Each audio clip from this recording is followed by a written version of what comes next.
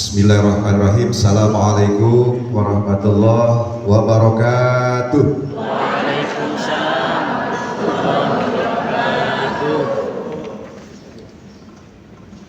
Alhamdulillah. Alhamdulillahilladzi ja'ala syamsa wal qamar wal laili wan nahar wa kullun fi falaki yasbahun. Asyhadu an la ilaha illallah wahdahu la syarikalah wa asyhadu anna Muhammadan abduhu wa rasuluh la nabiyya ba'dah. Allahumma shalli fa sallim ala sayyidina Muhammad sayyidil mursalin wa ala alihi wa sahbihi ajma'in, amma ba'du. Faqala ta'ala a'udzu billahi minasyaitonir rajim. Wallahu akhrajakum min butuni ummahatikum la ta'lamuna syai'an wa ja'ala lakumus sam'a wal absar wal afidah la'allakum tashkurun. Ayat ini sering saya baca kalau di hadapan para guru, para dosen. Tapi beberapa waktu yang lalu ada yang ngajarin ke saya, Pak Makmur, kalau ada orang ngelahirin yang sulit ngelahirinnya, kasih ayat ini, suruh baca ayat ini. Saya nggak tahu ini Pak Kiai. Bapak sekalian, tabik pun. Ya pun. Kalau di depan guru-guru pendidikan agama Islam ini, tabik punnya dirubah sedikit. Tabi' pun.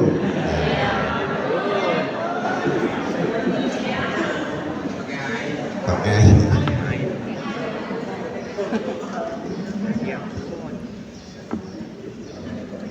Baik, sebelum saya lanjutkan, saya ada baca pantun dulu, ada 30 pantun berturut-turut.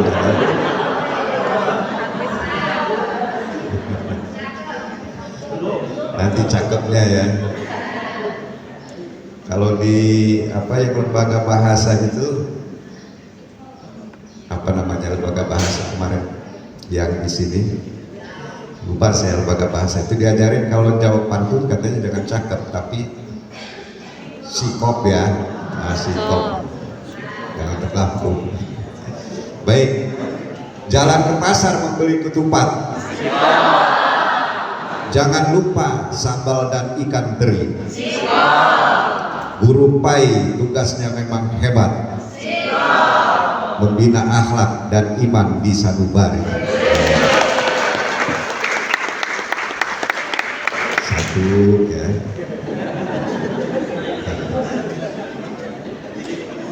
Burung merpati terbang ke awan, hinggap sejenak di dalam jati. Ilmu dan iman kita tanamkan untuk generasi berakhlak dan toleransi sejati. Dua ya.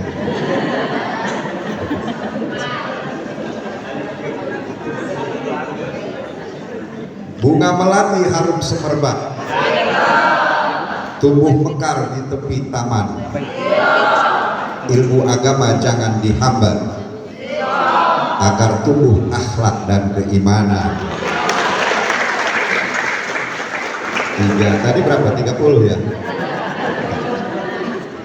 Ya, sepertiganya aja lah ya. Kalau sepertiganya 10 ya. Yang saya hormati Kepala Madrasah Aliyah Negeri 2 selaku Sohibul Bait Pak Haji Naufal, yang saya hormati pengawas pendidikan agama Islam Pak Haji Asmaroni, yang saya hormati Ketua Panitia Pak Rosidin beserta anggota-anggotanya, dan Bapak Ibu sekalian, guru-guru pendidikan agama Islam, baik guru senior maupun guru junior.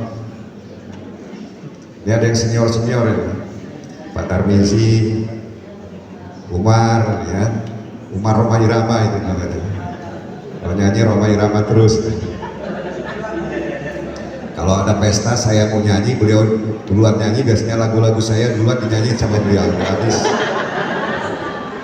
Pak Umar yang tinggi apa yang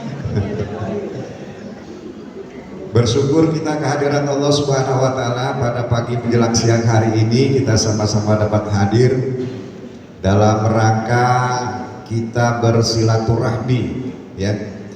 Kita bertemu antara saya Kepala Kantor Kementerian Agama Kota dengan Bapak Ibu sekalian yang mungkin selama 4 tahun ini, saya udah 4 tahun loh. Ada yang mungkin sudah ketemu atau mungkin yang bahkan sudah sering ketemu gitu ya. Ada yang jarang ketemu atau bahkan mungkin ada yang belum ketemu sama sekali dengan saya. Yang belum ketemu dengan saya coba tunjuk tangan. Baru ini ketemu. Gitu. Yang ternyata begitu ketemu dari 10 kecamatan yang ada ini lebih banyak perempuannya Pak Umar daripada laki-lakinya. Laki-lakinya sepertiga kayaknya ya. Ini 200 berapa? 218 orang yang hadir. Yang ada sebenarnya berapa? 10 kecamatan. 263. Pembinanya cuma satu. 263 pembinanya cuma satu itu Pak. Luar biasa Pak Asmaroni.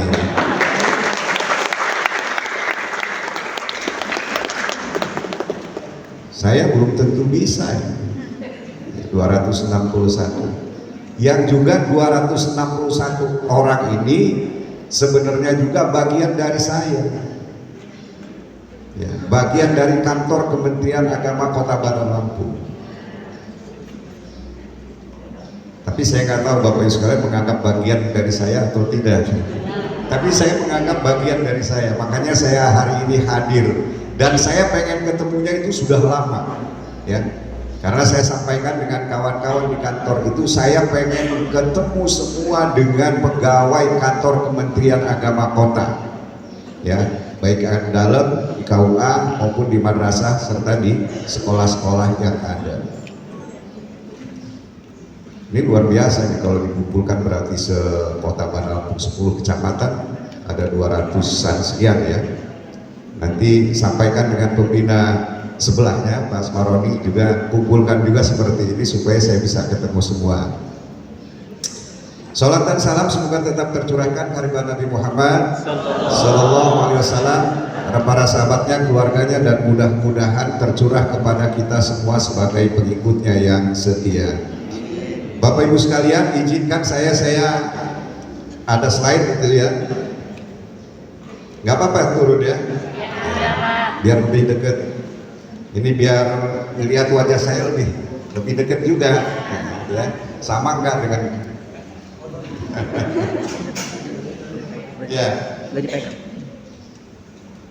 Ya, saya akan menyampaikan ini ya, peran strategis guru PAI dalam membentuk generasi yang berakhlak, gitu ya, berkarakter. Berakhlak itu ya berkarakter itu. Jadi judulnya ini.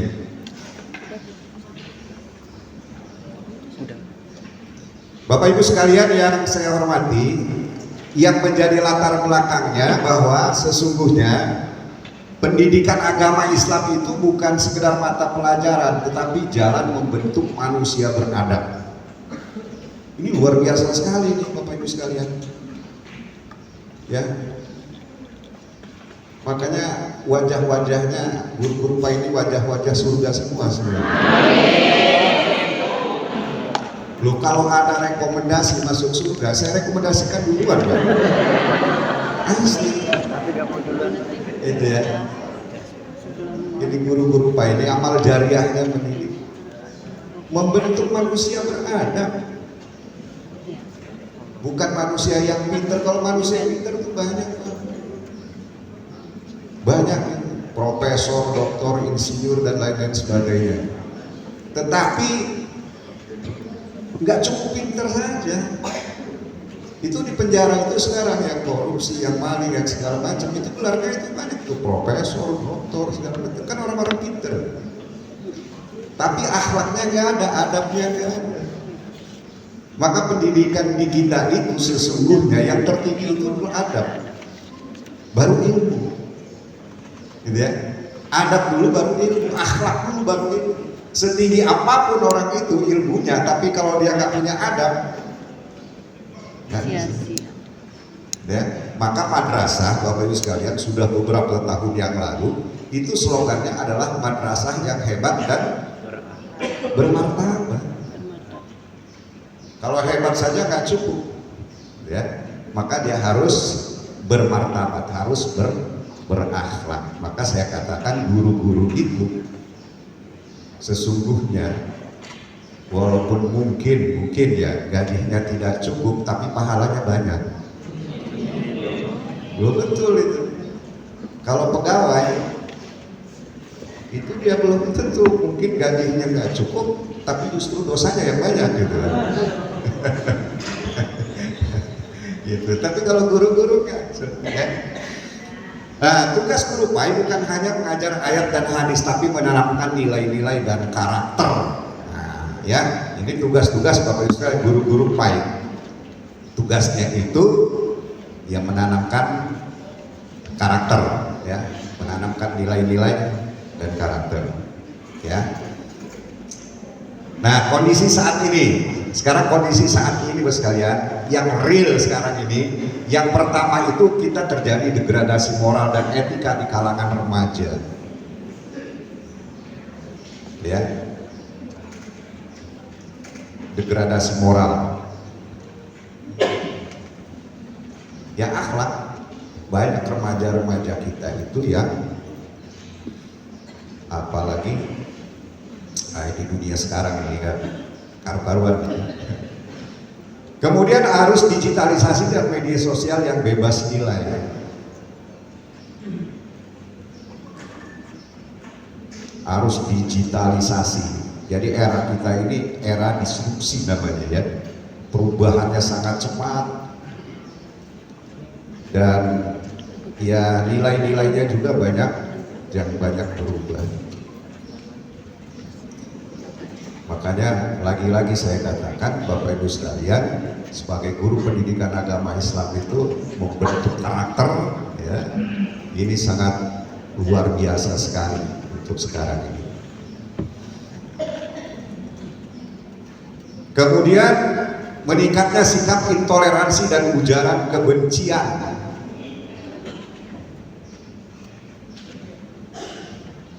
Yang saya katakan tadi, ya, di judul itu berakhlak dan toleran. Nah, ini sangat meningkat dengan adanya digitalisasi itu. Salah satu dampaknya, ya, orang menjadi intoleran itu sangat luar biasa sekali. Kenapa? Karena banyak di medsos-medsos itu para pendakwah yang latar belakangnya kita tidak tahu, tapi menggiring opini supaya orang itu yang cintai yang dia yakini tapi secara salah seperti itu, sehingga menciptakan hal-hal yang menjadi intoleran dan lain-lain sebagainya.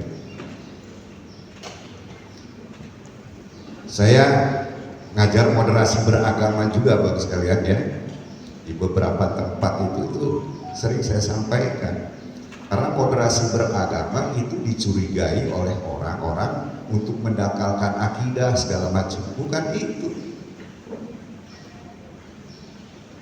Moderasi beragama itu bagaimana menjadikan negara ini sebagai rumah besar buat agama-agama. Intinya seperti itu. Ya, kita hidup di Bandar Lampung saja misalnya, ini multi agamanya, multikultural, multi agama dan lain sebagainya.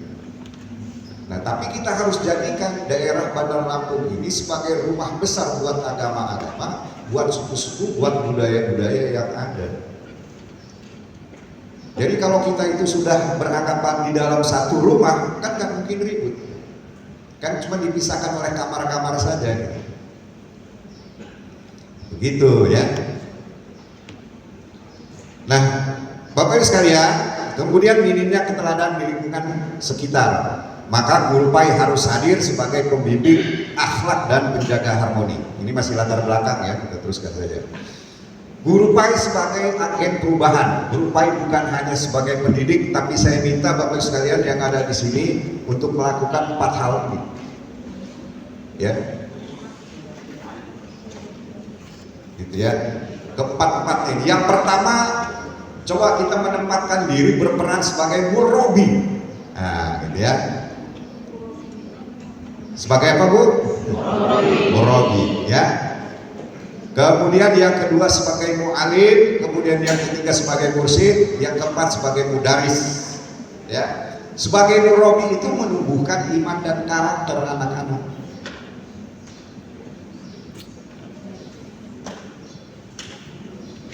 Keimanan anak-anak itu kita tumbuhkan, kita ajarkan, ya. Dan kemudian karakternya juga demikian.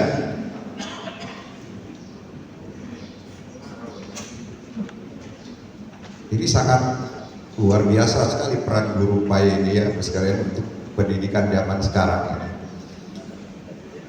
Kemarin beberapa banyak yang viral itu dari dunia pendidikan ya. Yang pertama dari SMA mana itu? SMA Cimarga ya. Apa yang anak merokok, kemudian dipukul ya. Ya pokoknya jadi viral lah gitu ya. Kepala sekolahnya dinonaktifkan dan lain sebagainya. Tapi dari kejadian-kejadian itu juga ya banyak untungnya juga, banyak menguntungkan ya itu. Oh lahir podcast sana podcast sini, kemudian lahir ya macam-macam lah gitu ya, dan lain sebagainya. Nah oleh karena itu guru PAI ini yang pertama kita sebagai murabi, bagaimana kita menanamkan nilai-nilai keimanan dan akhlak kepada anak-anak kita ya. Karena betul-betul Bapak Ibu sekalian ya, akhlak itu sangat-sangat diperlukan. Saya ini orang Kota Bumi, ya, orang Kota Bumi. Jadi satu sore Bapak Ibu sekalian yang saya hormati, bawa motor begitu keluar ya, begitu sampai lampu merah itu berhenti. Kan berhenti karena lampu merah kan gitu ya. Ini berhenti ya, begitu lampu hijau kita kan laju kan mestinya gitu ya. Nah begitu kita laju, lampu hijau itu ada pengendara lain yang bawa juga motor. Mestinya kan mereka yang berhenti, karena mereka lampu merah, kita lampu hijau. Nah begitu kita mau jalan, karena mau teguran kan sama-sama berhenti. Itu kita tegur, bukan kita yang marah, itu orang itu yang marah Mas. Yang salah. Yang bawa siapa anak-anak, yang numpang siapa orang tua di motor itu. Itu marah sama kita. Mestinya orang tuanya Bapak sekalian yang bonceng itu kan masih anak-anak. Mestinya kan orang tua itu sudahlah kita yang salah dan sebagainya. Oh ini enggak kan, ngebantuin anaknya marahin kita. Lu yang terjadi di masyarakat itu seperti itu, betul ya? Dan di sekolah-sekolah juga begitu. Anak itu yang salah kita tegur, dia lapor ke orang tuanya. Orang tuanya kan mestinya itu ya. Nah oleh karena itu Bapak sekalian semua memang harus kita tanamkan dari sejak dini, namanya akhlak, namanya keimanan itu ya. Nah disinilah peran kita sebagai murabi yang saya sampaikan itu tadi. Kemudian yang kedua sebagai mu'alim, mentransfer ilmu dan nilai. Ini tugas pokoknya, tugas kita sebagai guru itu ya mentransfer ilmu. Tapi mungkin di zaman sekarang mentransfer ilmu itu kan dengan berbagai metode lah kira-kira begitu ya, metodenya seperti apa gitu, mentransfer ilmu itu. Kalau ilmunya gampang ya. Saya ini tiap minggu itu nulis di salah satu media online karena saya jadi kolumnis di situ. Jadi setiap Jumat keluar tulisan saya, kalau ilmu itu gampang, apalagi kalau sekarang Bos, dibantu AI itu luar biasa. Kita itu nulis bisa dapat 2-3 tulisan mungkin sekali duduk kalau kita konsentrasi penuh dengan AI itu kita minta bantu. Orang sebelum kesini saya tadi nulis dulu untuk hari Jumat besok. Duduk dibantu sama AI, saya minta bantu, minta bantu sempurnakan gitu. Sekarang kan semuanya canggih gitu. Canggih gitu, foto bisa diubah, bisa diedit, bisa segala macam. Kemarin juga begitu, saya mau jalan, saya edit foto dulu, saya kirim foto saya ke AI itu, buat foto saya lagi ngopi bareng dengan Pak Jokowi. Itu ada tuh, masih ada di HP saya, masih ada. Ngopi saya dengan Pak Jokowi di pos ronda. Gitu ya. Nah, jadi itu tugas kita salah satunya adalah mentransfer ilmu, ya, mentransfer ilmu kepada anak-anak. Kemudian sebagai mursyid, ini biasanya kalau di torikoh ini, sebagai mursyid, ya, pembimbing ke jalan yang lurus, ke jalan yang lurus. Sebagai mursyid,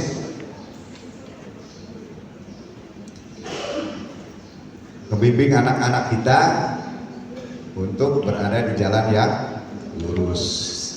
Lurus itu sirotol mustaqim. Itu lurus, jalan yang lurus namanya. Kemudian yang keempat sebagai mudaris, mengajarkan keterampilan berpikir kritis dan etis, ya. Jadi tetap kita anak itu walaupun berakhlak dan lain sebagainya, ya harus kita ajarkan juga dia harus kritis, ya. Harus kritis terhadap sesuatu. Kalau misalnya itu jelek, ya dia harus bisa mengatakan itu jelek. Tapi kalau sudah dibimbing dengan murabi, dengan mu'alim dan musik itu tadi, dia menyampaikan sesuatu yang jelek itu, memprotes kira-kira seperti itu dengan cara-cara yang baik, gitu ya. Tidak dengan cara yang tidak baik, gitu ya. Nah, tetap kita mengajarkan tentang keterampilan berpikir kritis dan etis, ya. Bapak sekalian, guru PAI adalah cermin nilai-nilai Islam yang hidup di sekolah itu. Ya, jadi Bapak Ibu sekalian ini cerminan, cerminan nilai-nilai Islam itu yang hidup ada di Bapak Ibu sekalian. Maka jangan macam-macam. Orang yang guru PAI aja tidak boleh macam-macam, apalagi yang guru PAI.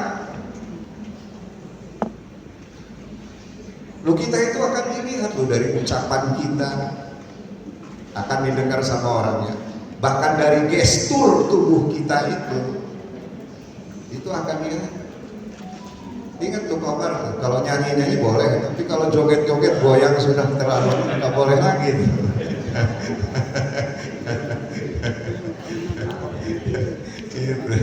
Tapi Pak Umar nggak pernah joget lah, nyanyi. Kalau nyanyi boleh, tapi joget enggak. Gitu ya. Nah, karena ya ibu-ibu sekalian ya begitu ya, sebagai apa namanya, sebagai nilai-nilai Islam yang hidup lah, gitu ya. Maka kita akan dicontoh, akan ditiru, akan dilihat sama anak-anak dan oleh lingkungan sekitarnya, ya, oleh lingkungan sekitarnya. Kita itu Bapak Ibu sekalian, karena kita guru agama di masyarakat kita, ya, guru agama itu semuanya dianggap tahu. Di lingkungan masing-masing itu dianggap serba tahu tentang agama. Ada orang mau akikahan manggil Umar yang beli kambing, ya, gitu. Ada orang meninggal, itu dipanggil juga, ngurusin jenazahnya, mandiin, ngapain, motong kainnya dan lain sebagainya. Kan gitu ya, kita seperti itu. Ya jangan bapak-bapak sekali kan, kita yang ada di kantor juga begitu, di lingkungan masing-masing dianggap kita itu sebagai orang yang paham dan mengerti tentang semua agama, ya. Dan itu jadi fenomena sebenarnya. Saya itu fenomena di masyarakat itu sekarang coba kalau ada yang meninggal misalnya, ada yang meninggal itu yang ngurus jenazah itu kan mesti kan anak-anaknya ya, tapi ini enggak lagi fenomenanya enggak seperti itu. Anak-anaknya ngurusin taruh, ngurusin kursi, ngurusin yang mandiin jenazah orang tuanya itu orang lain, yang ngapani juga demikian. Ini fenomena, gitu ya. Nah maka saya terus sekalian di madrasah, terutama madrasah aliyah ya, madrasah aliyah, saya sampaikan seperti itu di kepala sekolahnya, supaya anak-anak itu kalau bisa keluar dari madrasah itu, praktek-praktek ibadah, praktek keagamaan itu sudah harus bisa. Makanya kalau ada pesantren kilat itu ada praktek mandiin jenazah, mengkafani jenazah, yang jadi jenazah gurunya. Nah saya pengen begitu, apalagi yang SMA ya, yang sudah ya. Karena di masyarakat seperti itu Bapak sekalian ya. Nah baru nanti yang khutbah Jumat dan lain-lain sebagainya ya, yang tahlilannya, yang doanya dan lain-lain sebagainya. Nah oleh karenanya guru PAI ini cermin nilai-nilai Islam yang hidup di sekolah ya. Bapak Ibu sekalian,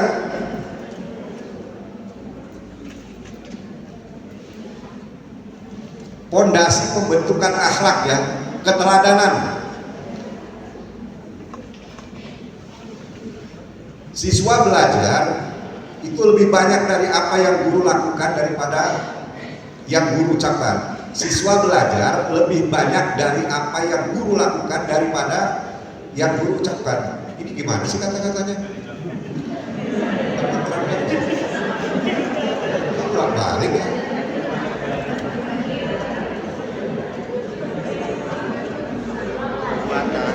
Apa yang Ya, paham ya? Jadi siswa itu belajarnya dari apa yang guru lakukan daripada yang guru ucapkan. Nah, gitu ya. Artinya dia lebih banyak mencontoh perilaku guru daripada dia mendengarkan ucapan guru. Iya. Apalagi kalau misalnya usia-usia SMP. Usia SMP itu kan usia mencari identitas diri itu anak-anak. Di kelas 2, kelas 3, siapa sih saya ini? Siapa sih saya ini? Kan begitu ya. Makanya orang mencari identitas diri itu seperti itu. Siapa aku ini? Siapa aku ini? Nah, kalau sudah SMA dia bukan siapa aku lagi. Udah pengen tahu orang lain. Siapa dia? Siapa dia? Siapa dia? Gitu ya. Kayak orang pacaran begitu kan. Remaja itu begitu, masih sombong siapa aku. Agak dewasa sedikit, nah dia baru bertanya lagi siapa dia, sudah mau memilih. Gitu ya. Itu kalau sudah nggak laku-laku, pertanyaan bukan siapa aku, siapa dia, siapa saja pokoknya sih kan.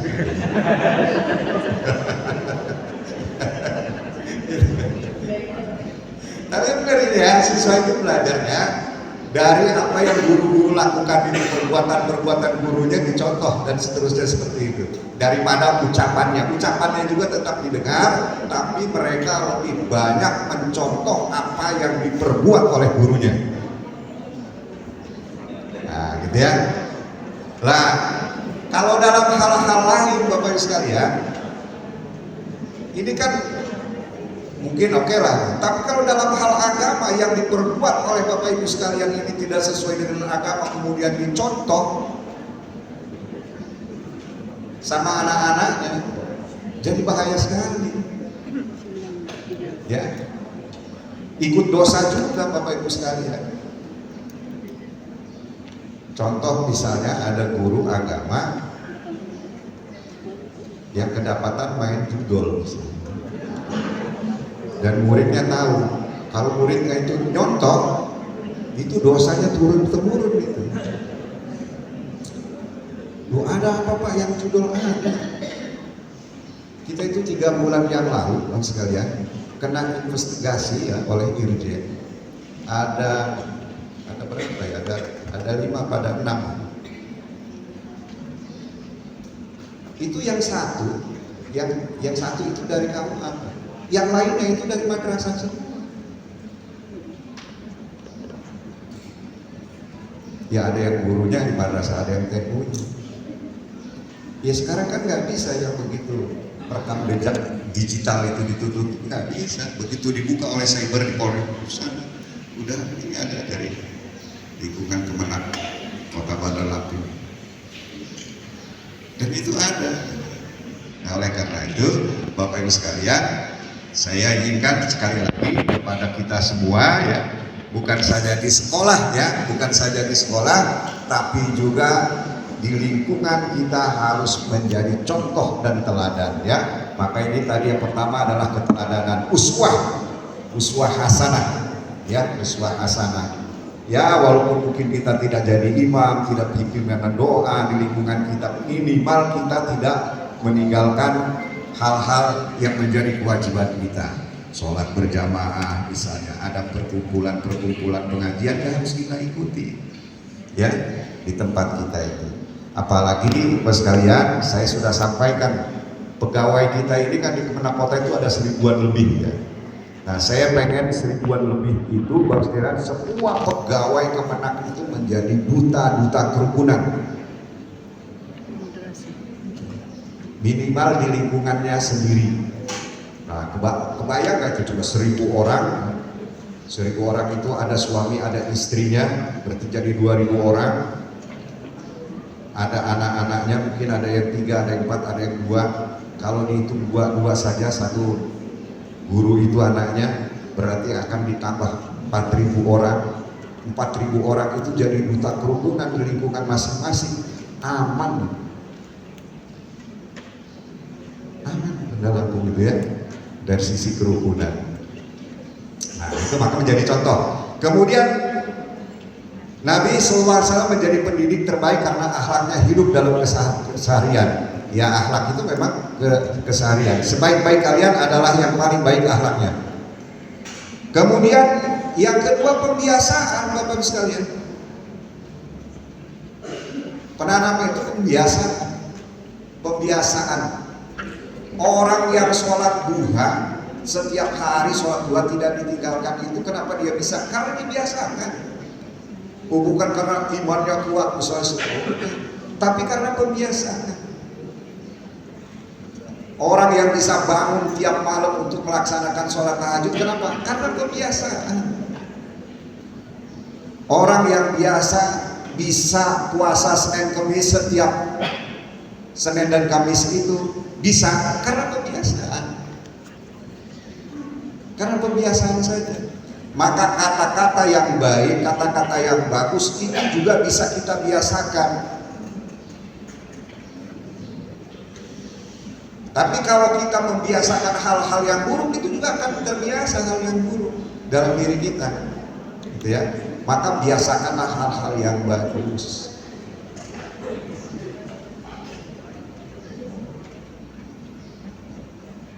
Karena kebiasaan aja, kebiasaan. Jadi merubah kebiasaan itu memang sulit. Kenapa sih orang merokok setiap hari, setiap jam? Kenapa? Karena kebiasaan. Tapi kalau kita stop rokok itu untuk tidak merokok setiap jam bisa, ya, karena kebiasaan kita. Maka kebiasaan inilah yang harus kita lakukan. Apa yang kita lakukan di lingkungan sekolah, sekalian? Paling tidak ini doa bersama, salam, senyum, disiplin, sopan santun, ini hal biasa.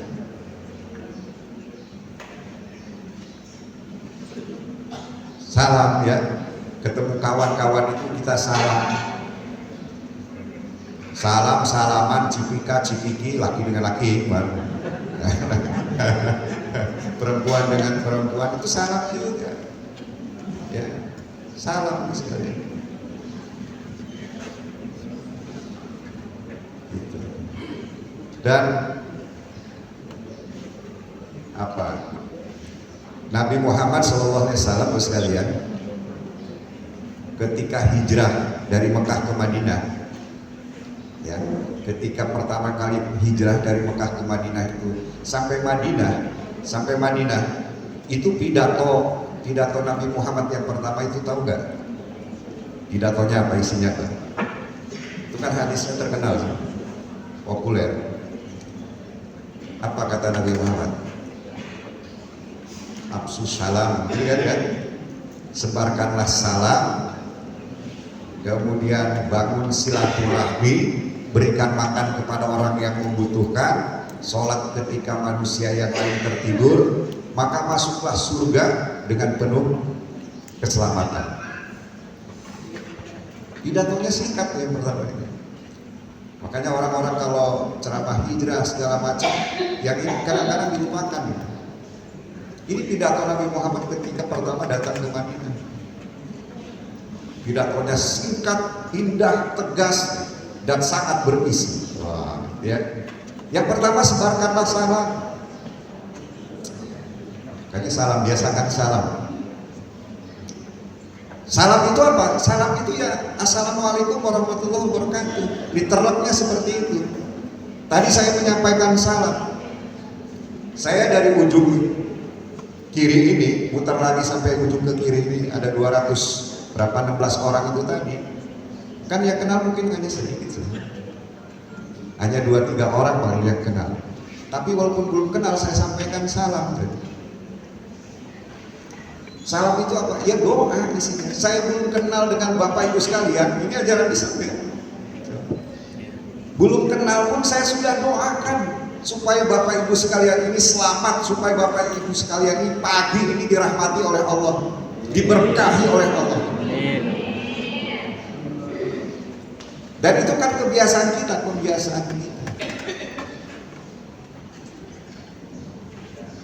Dan Bapak Ibu sekalian jawab itu salam saya, dijawab Waalaikumsalam warahmatullahi wabarakatuh, supaya saya juga dirahmati sama Allah. Maka pertemuan kita ini kita awali dengan salam. Itu pertemuan yang dirahmati oleh Allah Subhanahu wa taala.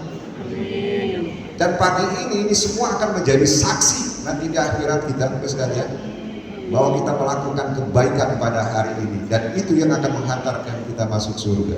Amin ya Allah. Itu salam. Nah, maka harus dibiasakan. Walaupun sekarang ada salam kedaerahan, tapi pun walaupun artinya tidak seindah salam agama kita kan. Apa tapi pun artinya? Selamat. Permisi gitu kan. Sama dengan kalau Sunda apa? Sampurasun, rampes. Kalau Jawa apa? Nuwun. Kalau Semendo apa? Semendo. Assalamualaikum.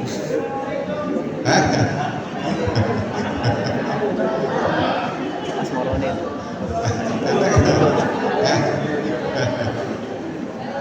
Nah, salam kan ya. Jadi kembali ke salam. Bapak Ibu sekalian, itu secara literal. Ya, secara literalnya seperti itu. Tapi yang dimaksud oleh Rasulullah lebih jauh dari itu. Salam itu apa? Salam itu keselamatan. Salam itu apa? Kedamaian. Salam itu apa? Kesejukan, ketentraman. Itu namanya salam. Maka kalau Nabi itu mengatakan sampaikan salam, sebarkan kesejukan, sebarkan kedamaian, sebarkan ketentraman kepada siapa? Kepada siapapun. Kepada siapa? Maka mulailah dari sekolah-sekolah, sebarkan salam, sebarkan kedamaian, kesejukan. Tanamkan kepada anak-anak kita. Itu orang Yahudi, namanya Abdullah bin Salam. Kan yang nunggu Nabi hijrah itu datang ke Madinah, bukan orang Islam saja. Tokoh-tokoh agama Kristen, tokoh-tokoh agama Nasrani. Apalagi yang mereka tahu di dalam Taurat, dalam Injil bahwa akan ada Nabi baru. Begitu dengar pidatonya Nabi Muhammad, langsung dia mengucapkan syahadat. Karena memang bagus sebarkan salam. Nah, maka Bapak Ibu sekalian maka kita di dalam pelaksanaan ibadah kita yang pokok namanya sholat itu sholat itu kita awali dengan takbir kan, kita akhiri dengan Salam. dan itu masuk rukun sholat. Orang yang sholatnya tidak diawali dengan takbir, sholatnya tidak. Dan orang yang sholat tidak diakhiri dengan salam, sholatnya tidak. Itu artinya apa? Orang yang sudah mentakbirkan Allah di dalam kehidupan ini harus menyebarkan salam, harus menyebarkan kedamaian, harus menyebarkan rahmat, harus menyebarkan kesejukan. Jangan dibalik. Sekarang ini kan banyak yang dibalik. Orang menggunakan takbir tapi untuk menjatuhkan orang, menggunakan takbir tapi untuk menghina orang. Ada nggak yang seperti itu? Banyak. Apalagi kalau di medsos kan banyak yang seperti itu. Takbir kok untuk melecehkan orang, takbir kok untuk memfitnah orang. Nggak boleh. Kalau orang itu sudah sholat, dipertanyakan sholat. Nah gitu ya.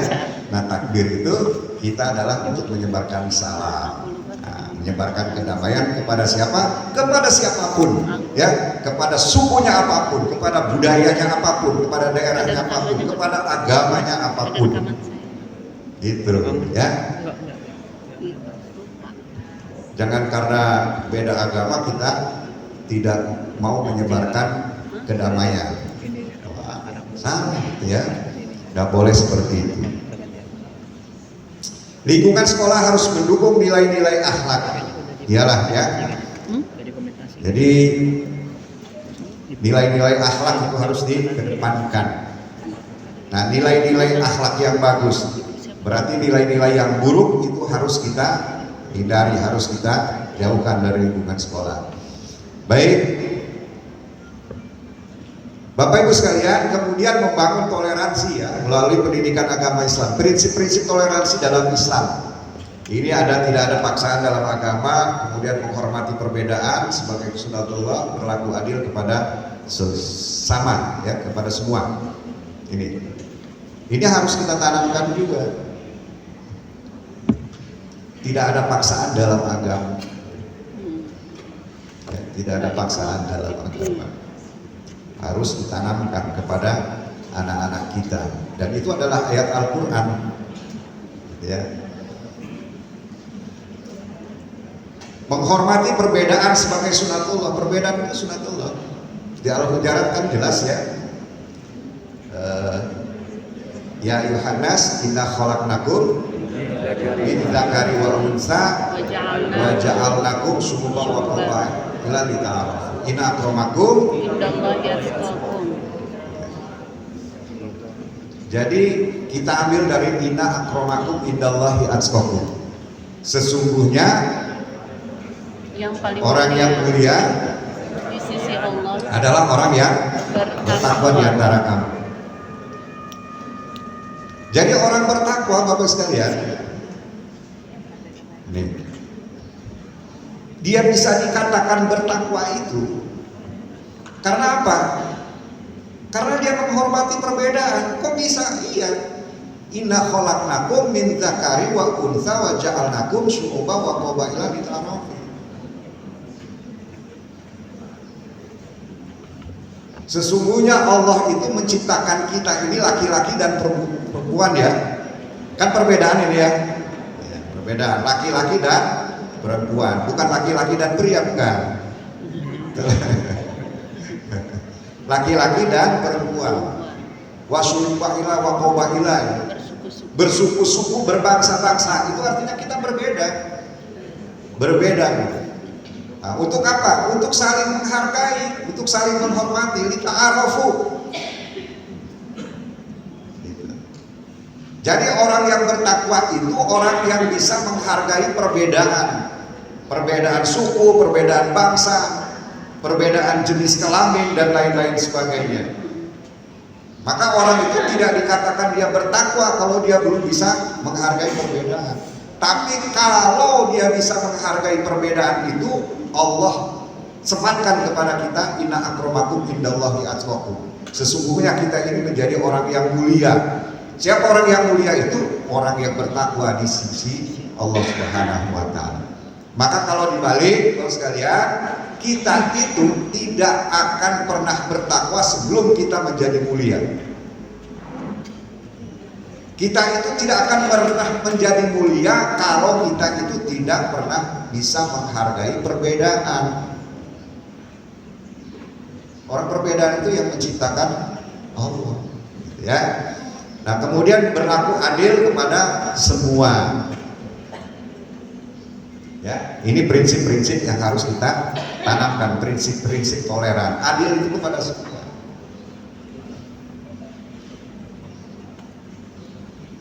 Adil, dan adil itu biasanya manusiawi, bos sekalian yang saya hormati, ya.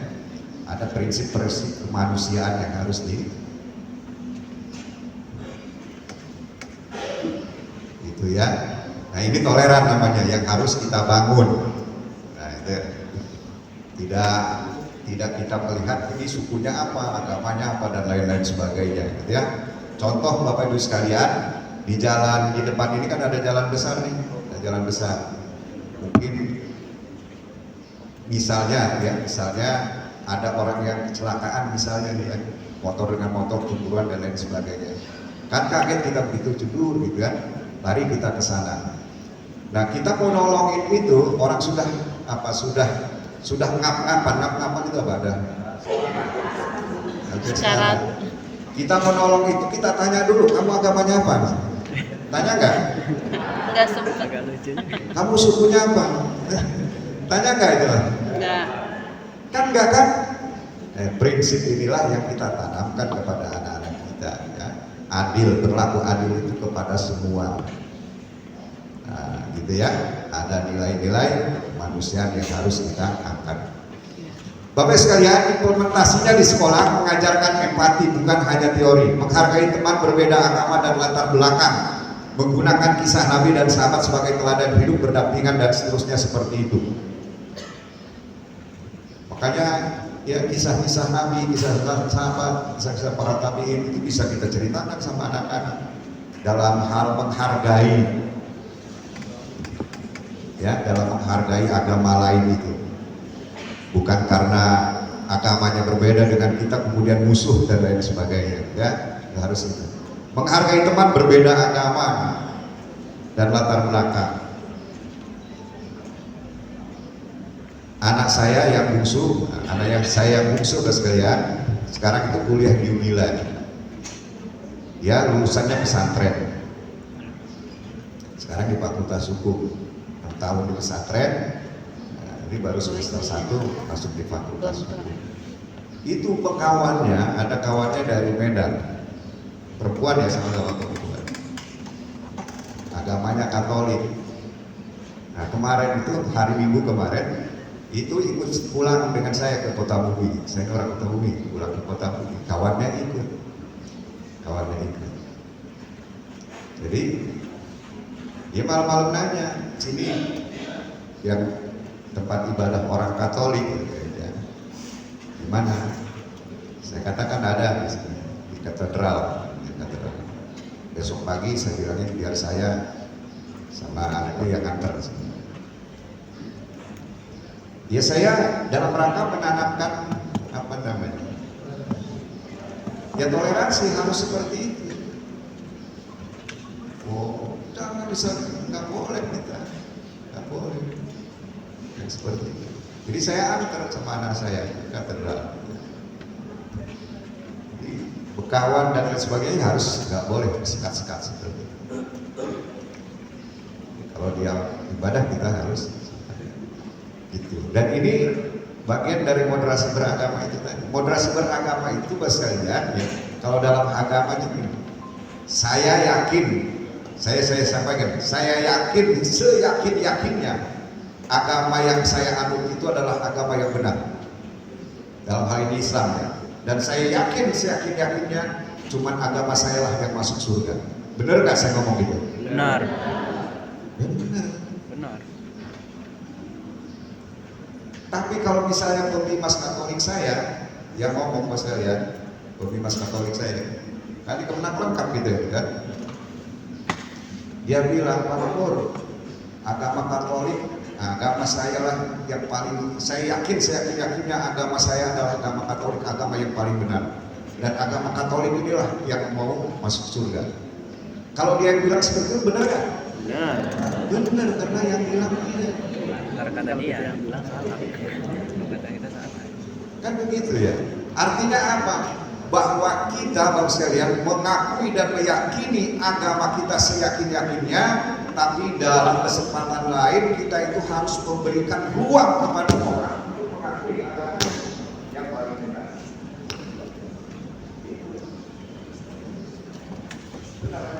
Tes.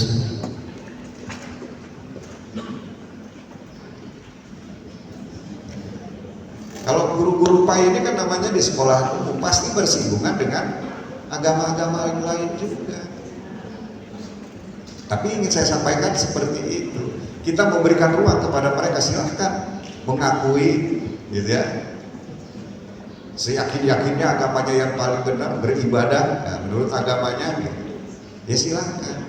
Apakah kita memberikan ruang merusak akidah kita? Oh enggak. Tetap akidah kita. Ya, tetap seperti itu. Kemudian kita bergaul, misalnya berkawan dengan agama lain, mengurangi prinsip agama kita, enggak. Orang saya ini setiap hari Pak kumpulnya sama orang, sama Kristennya, sama Hindunya, sama di ruangnya Pak Asmaroni itu ada yang Kristen, ada yang Hindu, ada yang Buddha, gitu ya. Namanya kita bergaul gitu, seperti itu ya. Implementasinya di sekolah seperti itu ya, menghargai teman berbeda agama, kemudian menggunakan kisah Nabi dan sahabat sebagai teladan hidup dan berdampingan. Kemudian selanjutnya Bapak sekalian, ini masih kaitan dengan toleransi ya. Nah, ini strategi penguatan guru PAI-nya. Ya. Peningkatan kompetensi ya, guru PAI-nya harus ditingkatkan terus kompetensinya. Pedagogiknya, sosialnya, spiritualnya dan profesionalnya. Maka kalau ada pertemuan-pertemuan seperti ini, ada diklat-diklat, ada workshop dan lain-lain sebagainya, itu adalah dalam rangka kita meningkatkan kompetensi kita. Jangan nggak datang rugi, ya. Ya itulah kata Rasulullah itu. Ini kan silaturahmi, bagian dari silaturahmi. Silaturahmi itu akan mendatangkan rezeki. Rezeki itu ya banyak, ya ilmu, ya informasi, ya segala macam. Jangan dipandang rezeki itu cuma materi doang, kecil itu mah urusannya. Ya. Kita kan sering mengartikan bahwa rezeki itu materi saja, duit saja, harta saja, bukan.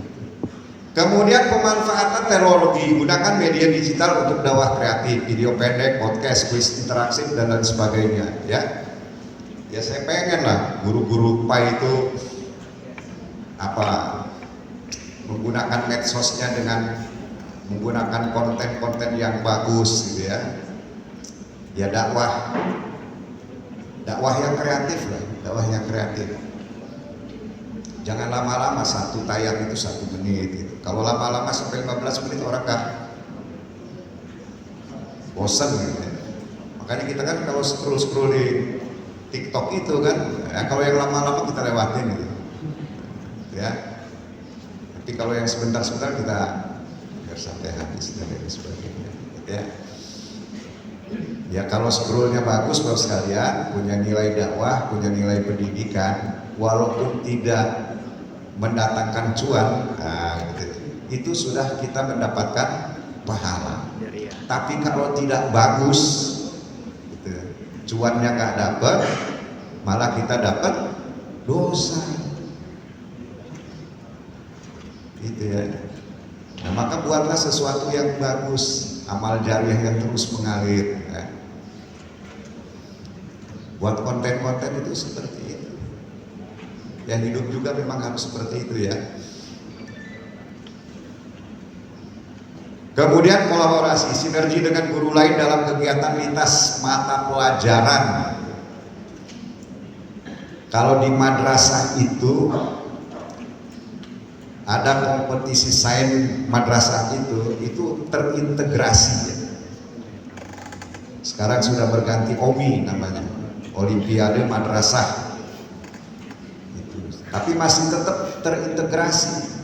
Jadi pelajaran apapun itu ada nilai-nilai agamanya. Ya. Namanya terintegrasi, ya. Matematikanya ada nilai-nilai agamanya, kemudian kimianya, biologinya dan lain-lain sebagainya. Ya. Kemudian moderasi beragama mengedepankan keseimbangan antara keyakinan kuat dan sikap terbuka. Ya, moderasi beragama, moderasi lagi-lagi moderasi beragama. Bukan moderasi agama ya, moderasi Agama. Moderasi. itu jauh itu artinya. Kita itu beragama dengan agama. Kalau agamanya itu tidak perlu dimoderasi, sudah moderat. Ya. Tapi cara beragamanya yang dimoderasikan. Maka moderasi ini salah. Kita itu satu huruf saja kan kadang-kadang beda. Legal Bapak sekalian dikasih i, artinya sama nggak itu? Beda. Legal dengan i kan jauh gitu. Apalagi bahasa Arab itu. Hubul waton minal iman, diganti tonya dengan dot. Hubul wadon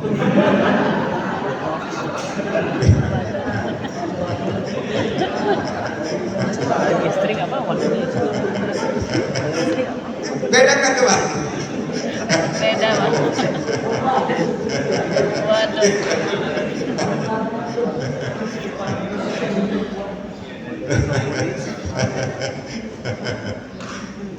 Iya kan gitu. Nah, maka ini bukan moderasi agama tapi moderasi beragama. Jangan salah paham nanti kalau kita moderasi, wih agama kok dimoderasi. Enggak. Semua agama itu sudah moderat, tinggal cara kita beragamanya. Nah, seperti itu ya. Artinya cara pandang kita, cara sikap kita dalam melakukan tindakan-tindakan keagamaan. Itu yang harus moderat, ya. Moderat itu ya, moderat itu jalan tengah. Gitu. Dari mana? Dari Al-Quran. Dari jalan tengah ya. Wa kadzalika ja'alnakum ummatan wasat. Ya. Umat yang tengah-tengah. Wasat itu wasit ya. Wasit itu kan kalau mimpin pertandingan dia harus berada di tengah-tengah, nggak boleh ada kecenderungan kemana-mana. Harus objektif. Agama itu luar biasa.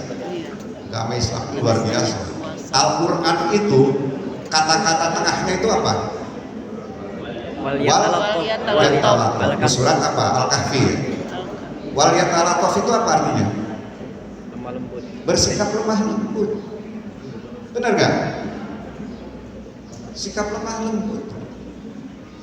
Al-Quran yang tebelnya beberapa ayat itu di tengah-tengahnya itu hurufnya besar lagi. Waliyatalattaf. Di merah-merah, di bol hitam biasanya ada, di bol biru. Nah, kan begitu ya. Coba. Cuma kadang-kadang kita lewatin, malah orang lain yang menggunakan itu. Kenapa? Karena kita nggak mau belajar, nggak mau. Kita kadang-kadang sudah puas dengan apa yang kita miliki. Waliyatalattaf.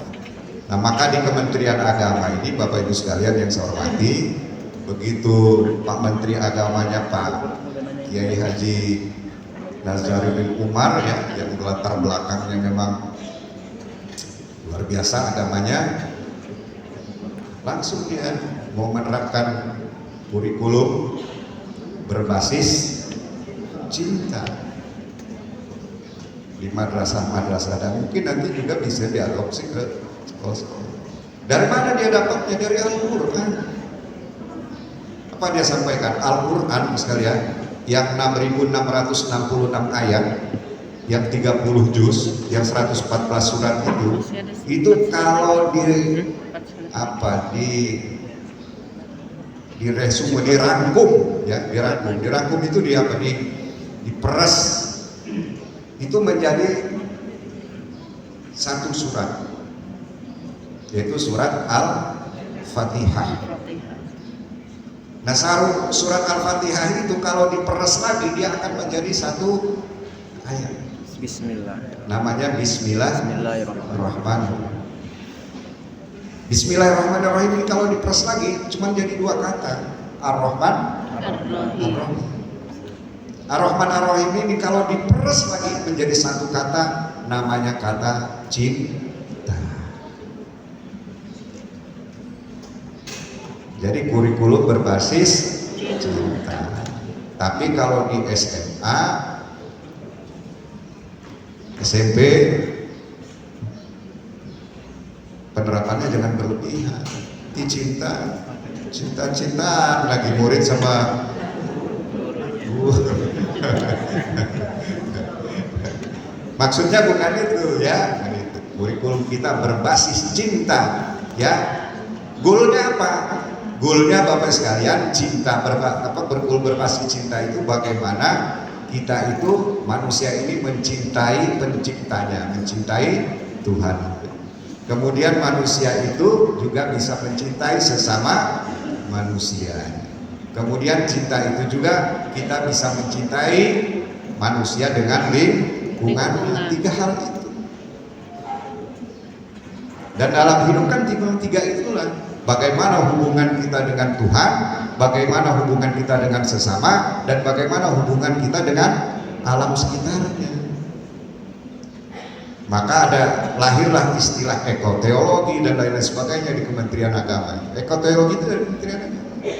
Penanaman pohon, kemudian penebaran benih-benih ikan dan lain-lain sebagainya. Itu dalam rangka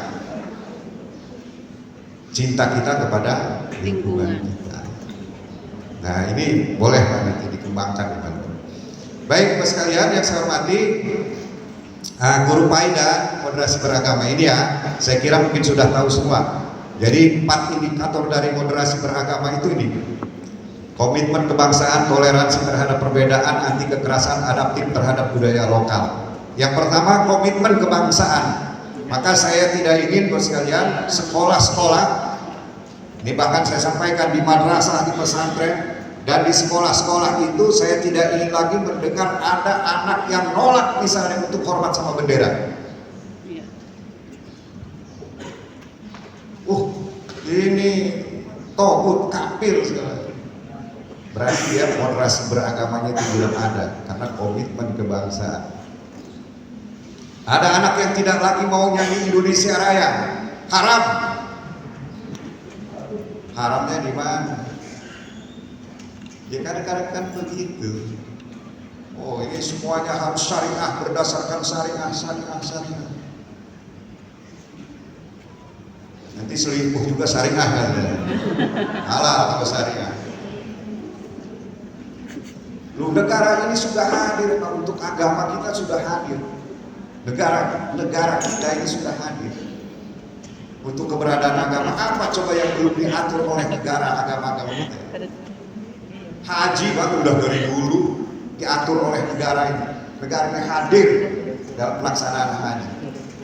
Sholat yang ajaran pokok ini, masjid-masjid itu mana yang tidak diatur oleh negara dan bangsa? Masjid, musola dan lain-lain sebagainya. Nikah, gak usah diomongin lagi nikah.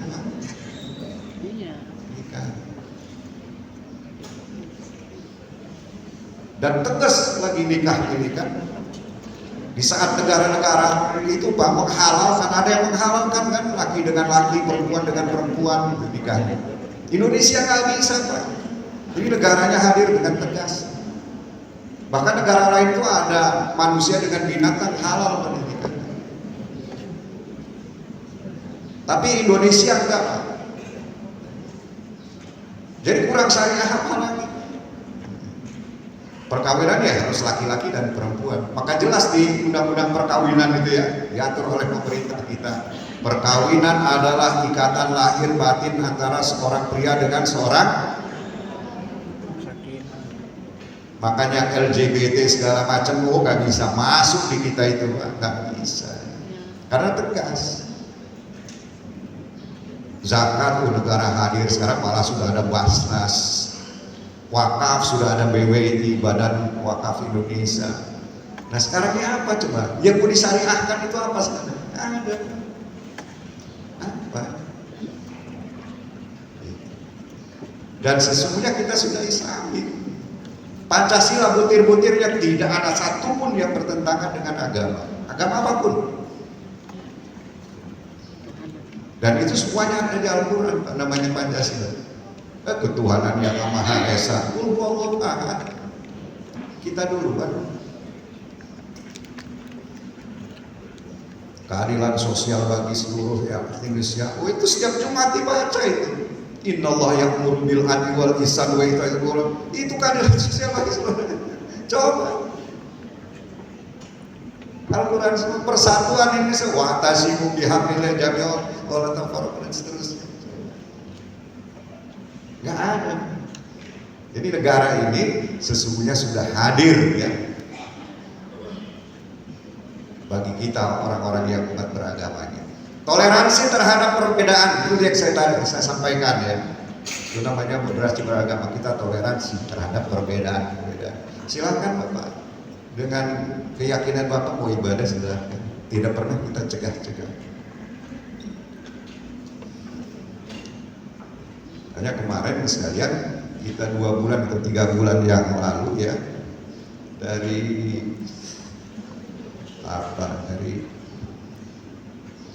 institut apa dari mana ya yang surveinya itu menempatkan Bandar Lampung sebagai kota intoleran yang ke-6, bukan 6 dari 10. Oh, kita semua kan kemarin itu dari mana?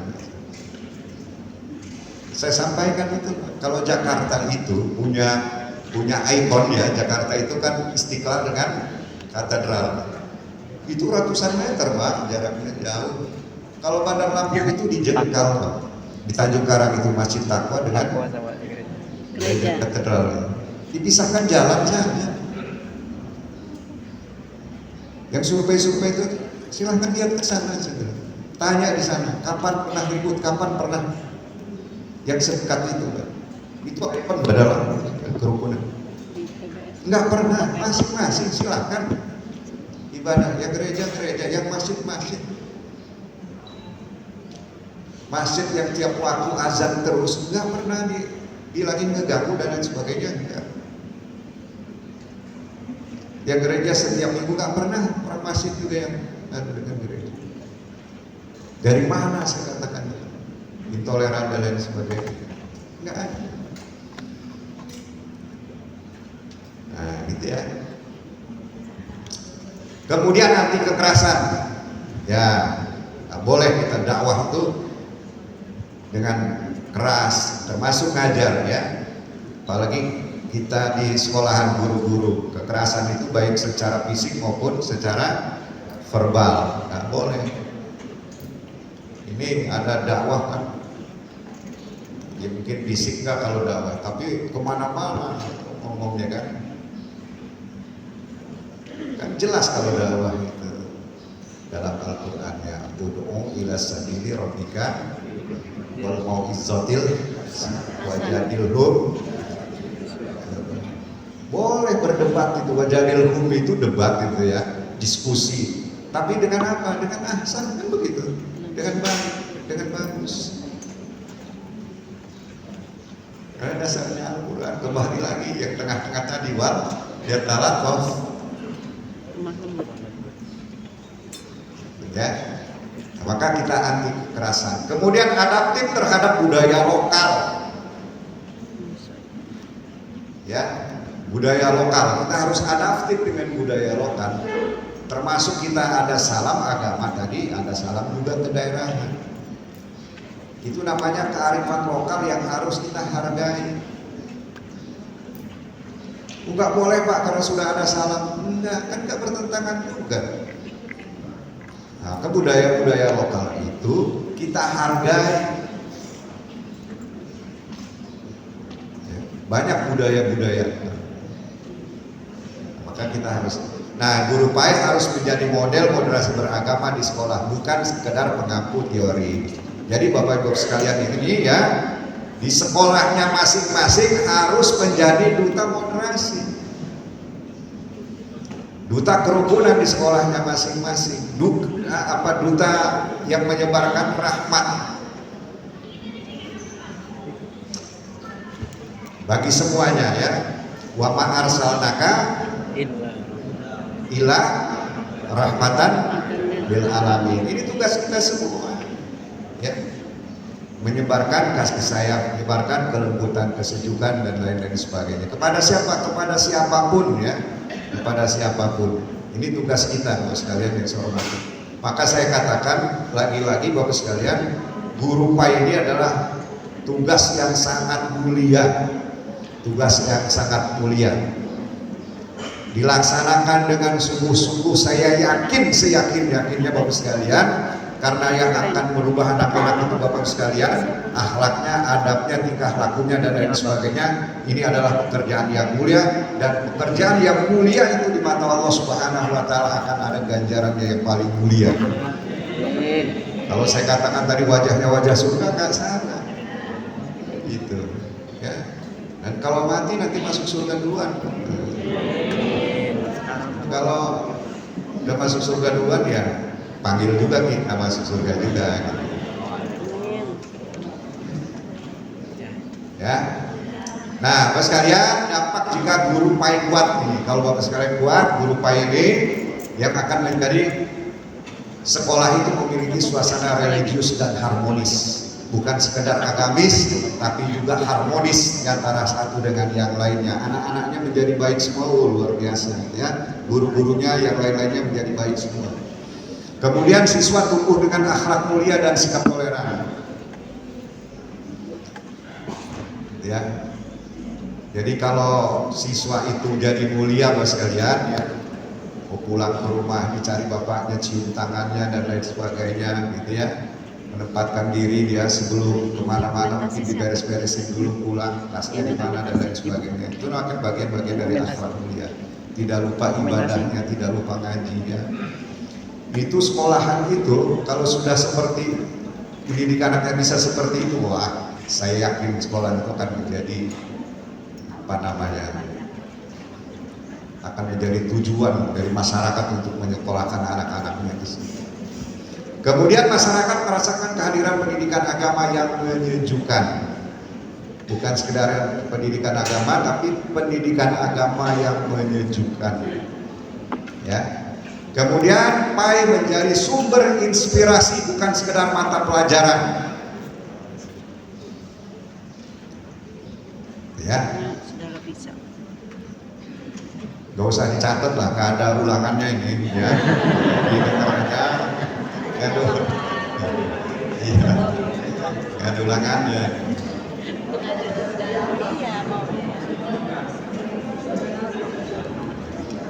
Nah selesai nih. Jam 10:04 ya.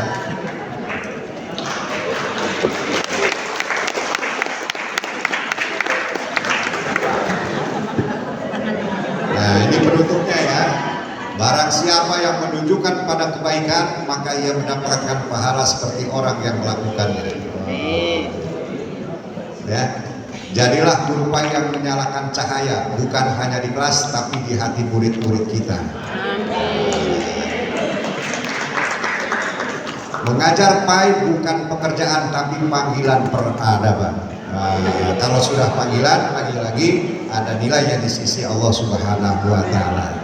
Bapak Ibu sekalian, saya kira ini ya mudah-mudahan ada manfaatnya apa yang saya sampaikan. Kesekian ditinggal kasih, cukup sekian, terima kasih.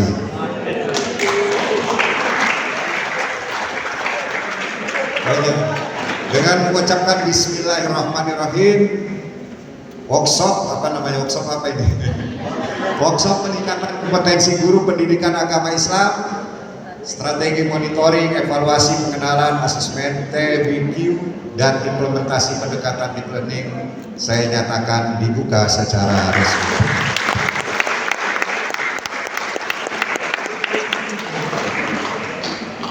Terima kasih Bapak sekalian.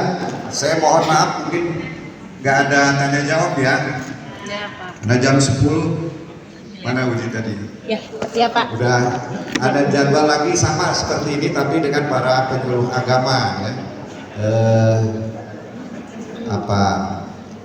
Bukan workshop tapi pembinaan para dai di Kota Bandar Lampung dengan penyuluh agama ya. Terima kasih, mohon maaf atas segala kekurangannya dan saya mohon ampun kepada Allah Subhanahu wa taala. Saya akhiri billahi taufiq wal hidayah. Wallahu muwaffiq wa muwaffiq. Assalamualaikum warahmatullahi wabarakatuh. Waalaikumsalam. Pantunnya yang 27 nanti ya kalau ada acara lagi.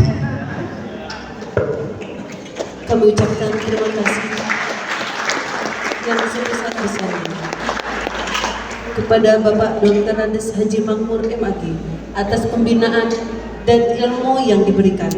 Semoga arahan dan ilmu yang diberikan tadi menjadi pedoman utama kita dalam melaksanakan tugas kita sebagai guru pendidikan agama Islam. Bapak dan Ibu yang berbahagia, dengan berakhirnya sesi pembinaan tadi, maka berakhir pula rangkaian acara pembukaan kita pada hari ini. Saya selaku pembawa acara mohon maaf apabila terdapat kata yang salah. Kepada Allah saya mohon ampun. Marilah kita tutup acara ini dengan membaca lafaz hamdalah. Billahi taufiq wal hidayah. Wassalamualaikum warahmatullahi wabarakatuh. Waalaikumsalam warahmatullahi wabarakatuh. Bapak Ibu jangan beranjak dulu, foto dulu dengan